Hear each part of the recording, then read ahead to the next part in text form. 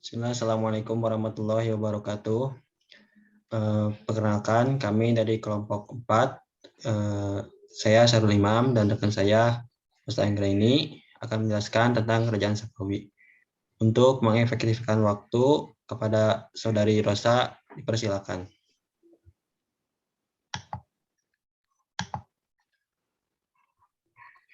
Sejarah berdirinya dan perkembangan Kerajaan Safawi. Cikal bakal berdirinya dinasti Safawiyah berawal dari gerakan terdekat yang diberi nama Safawiyah. Gerakan ini muncul di Persia, tepatnya di Arabil, sebuah kota di Azerbaijan. Wilayah ini banyak ditinggal oleh suku Kurdi dan Armen. Nama Safawiyah dinisbahkan kepada nama salah satu guru Sufi di Arabi, bernama Syekh Ishaq Sufluddin atau Safi ad-Din. Menurut riwayat, ia adalah keturunan dari Musa al-Hadim, imam ketujuh Syiah Itsna Asyiriyah. Safi ad-Din berasal dari keturunan orang yang berada dan memiliki sufi sebagai jalan hidupnya. Gurunya bernama Syekh At-Tajuddin Ibrahim Sadiki, yang dikenal dengan julukan Zahid Al-Gilani dikarenakan prestasi dan keturunannya dalam kehidupan tasawuf. Safi ad-Din diambil menantu oleh gurunya tersebut. Safi ad-Din mendirikan Tarekat Safawiyah setelah ia menggantikan guru dan sekaligus mertuanya, yang wafat pada tahun 1301 Masehi.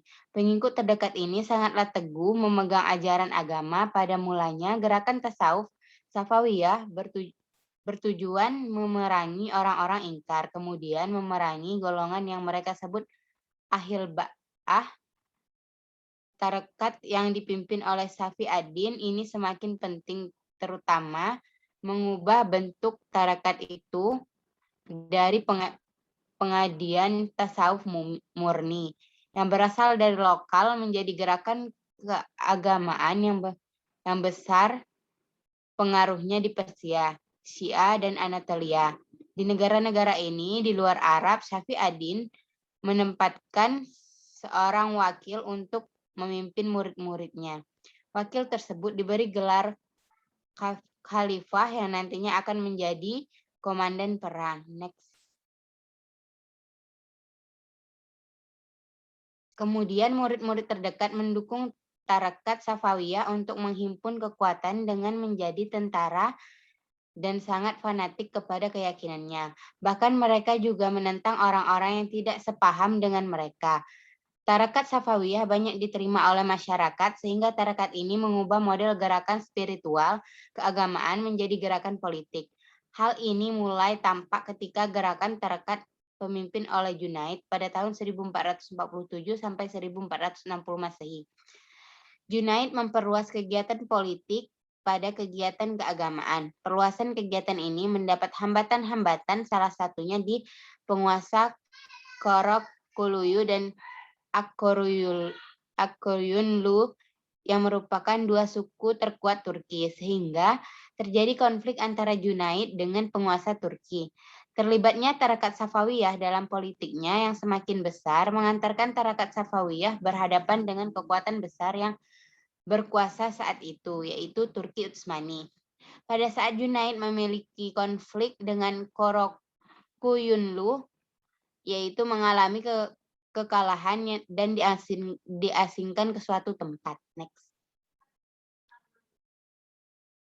Di tempat itu, Junaid mendapat perlindungan dari penguasa Diyarbakir yang juga bangsa Turki. Junaid tinggal di Istana Uzun Hasan yang pada saat itu menguasai sebagian Persia. Selama dalam pengasingan, Junaid tidak tinggal diam. Ia mempersunting salah satu saudara Uzun Hasan pada tahun 1497 Masehi. Junaid mencoba merebut Ardabil, tetapi gagal. Lalu pada tahun 1460 Masehi, Junaid mencoba merebut kota Sircasia, tetapi pasukan yang pemimpinnya dihadang oleh tentara Sirwan. Junaid pun pada akhirnya terbunuh dan dalam pertempuran tersebut. Tumpukan kepemimpinan gerakan Safawi selanjutnya diberikan kepada putra Junaid, Haidar. Tetapi Haidar masih kecil pada saat itu. Setelah menunggu beberapa tahun, Haidar sudah cukup dewasa dan mempersunting salah satu putri Uzun Hasan. Dari perkawinan tersebut lahirlah Ismail, yang kemudian menjadi pendiri dinasti Safawiyah di Persia. Next. Perkembangan dan kemajuan dinasti Safawiyah. Pada saat Ismail I berkuasa selama kurang lebih 23 tahun, ia berhasil memperluas wilayah kekuasaan. Ia juga dapat menghancurkan sisa-sisa kekuasaan Akuyunlu di Hamadan pada tahun 1503 Masehi. Menguasai provinsi Kapsia di Nazadaran, Gurgan, dan Zayat pada tahun 1540 Masehi. Di luar Bakar pada tahun 1505 sampai 1507. Bagi Baghdad dan daerah barat daya Persia pada tahun 1508, Sirwan pada tahun 509, dan Khurasan pada tahun 1510. Ismail I hanya memerlukan waktu selama 10 tahun untuk menguasai seluruh Persia. Ambisi politik mendorong Ismail I adalah untuk memperluas daerah kekuasaan ke Turki Utsmani, namun karena Turki Utsmani merupakan dinasti yang sangat kuat pada masa itu, akhirnya Ismail I mengalami kegagalan dan meruntuhkan kepercayaan diri Ismail I. Akibatnya, kehidupan menjadi berubah. Ismail I lebih suka berfoya-foya dan keadaan tersebut menimbulkan dampak negatif bagi dinasti Safawiyah, yaitu timbulnya perebutan kekuasaan di antara pemimpin-pemimpin suku-suku Turki dan pejabat-pejabat Persia dan Kizibah.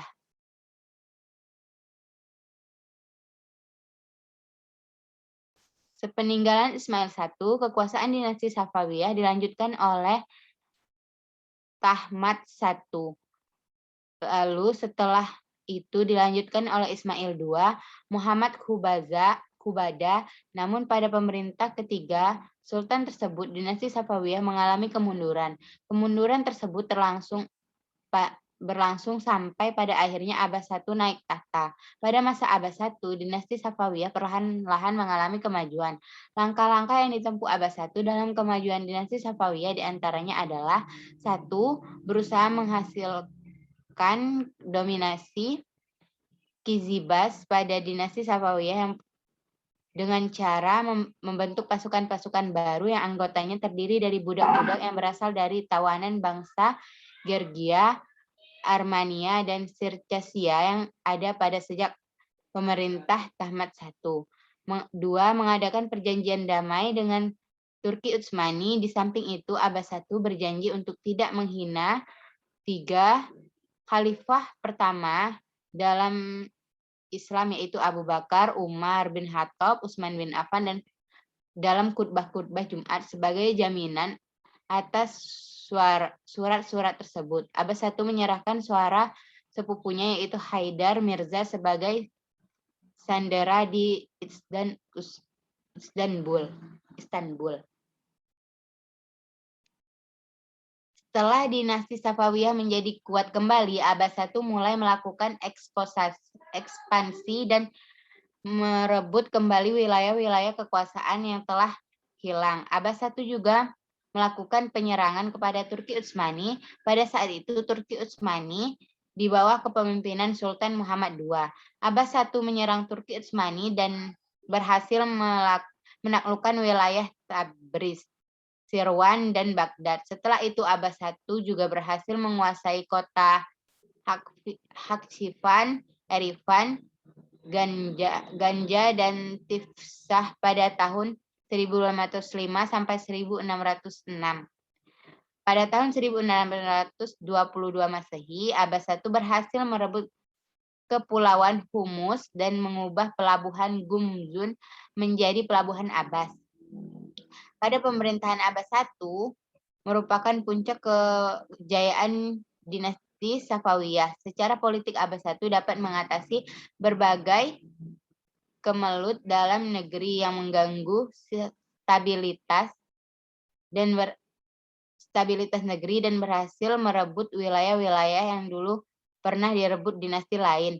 Pada pemerintahan sultan-sultan sebelumnya, kemajuan yang dicapai dalam dinasti Safawiyah antara lain: 1. Bidang ekonomi. Setelah Abbas I berhasil merebut kemajuan Humus dan mengubah pelabuhan Gumzun menjadi pelabuhan Abbas, maka jalur dagang yang bisa diperebutkan oleh Belanda, Inggris, Prancis, dan semuanya berhasil dikuasai oleh dinasti ini. Selanjutnya akan dijelaskan oleh saya. 2. Dalam bidang pendidikan, pada dinasti Safawiyah muncul banyak sekali ilmuwan-ilmuwan terkenal, di antaranya Baha al-Din al-Amili, generalis ilmu pengetahuan, Sadr al-Din al-Shifrafi, filsuf, dan Muhammad Bakir ibnu Muhammad Damad, filsuf ahli sejarah teolog yang pernah mengadakan observasi atas kehidupan lebah. Ketiga, ada bidang pembangunan fisik, tata kota, dan seni. Para penguasa dinasti ini mengubah Isfahan yang merupakan ibu kota dinasti ini menjadi kota yang sangat indah. Isfahan merupakan kota yang sangat indah, penting bagi tujuan politik dan ekonomi. Di kota tersebut berdiri bangunan-bangunan megah seperti masjid, rumah sakit, sekolah-sekolah, jembatan raksasa di atas Zen Road, dan istana Cihil Satun. Kota Isfahan menjadi indah dengan dibuatnya taman-taman wisata. Ketika Abbas I wafat, di Isfahan terdapat 162 masjid, 48 akademi, 1.802 penginapan, dan 273 pemandian umum. Pada bidang seni, terdapat dari arsitektur bangunan-bangunan, yaitu seperti yang terlihat pada Masjid Shah dan Masjid Syekh Luft Allah. Unsur seni lainnya juga terdapat pada hasil kerajinan tangan seperti keramik, permadani, karpet, pakaian, tembikar, dan lain-lain. Seni lukis juga sudah mulai muncul pada masa ini, tepatnya pada saat Sultan Tahmapс I berkuasa. Kemunduran dan kehancuran kerajaan Safawiyah mengalami kemunduran pasca pemerintahan Abbas I.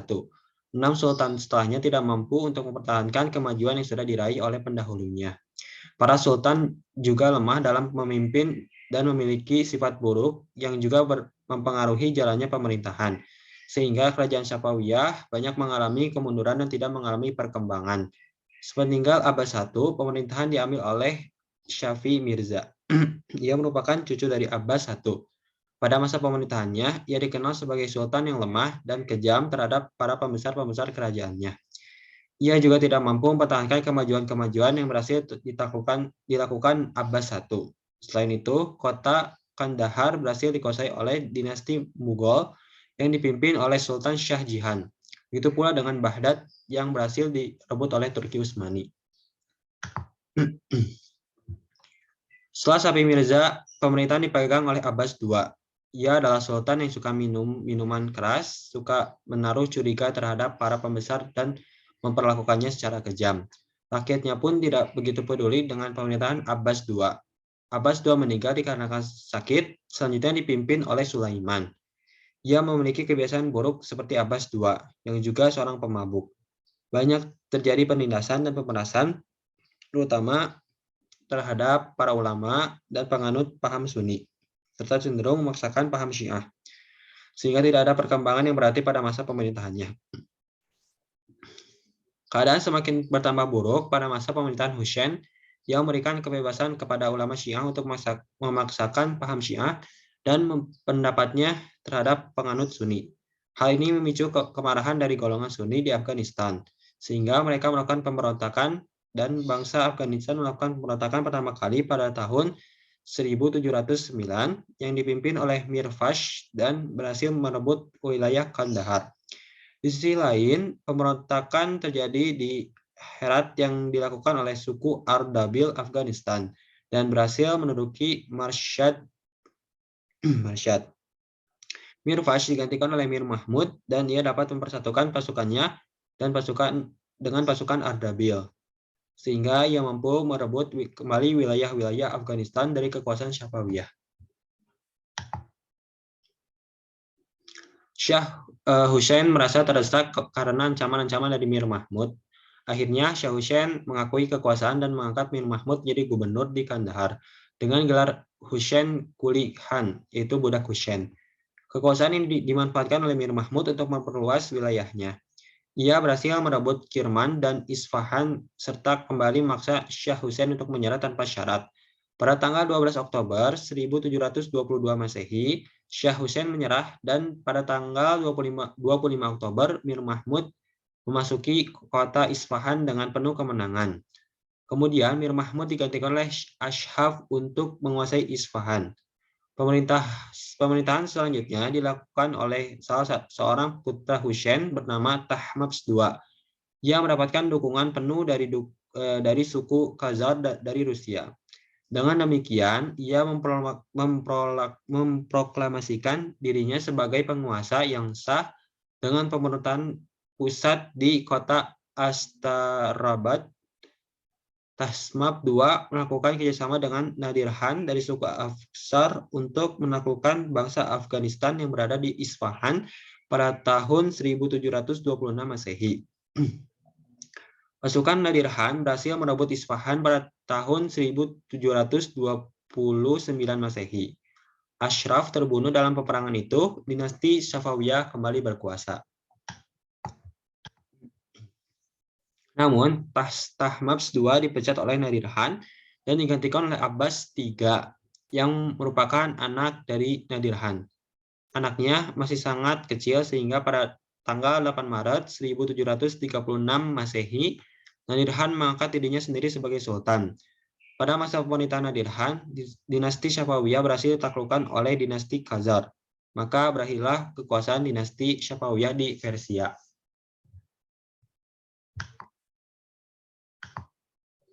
Mungkin sekian saja dari kelompok kami. Mohon maaf bila ada kata-kata yang salah. Wabillahi taufiq wal hidayah. Wassalamualaikum warahmatullahi wabarakatuh.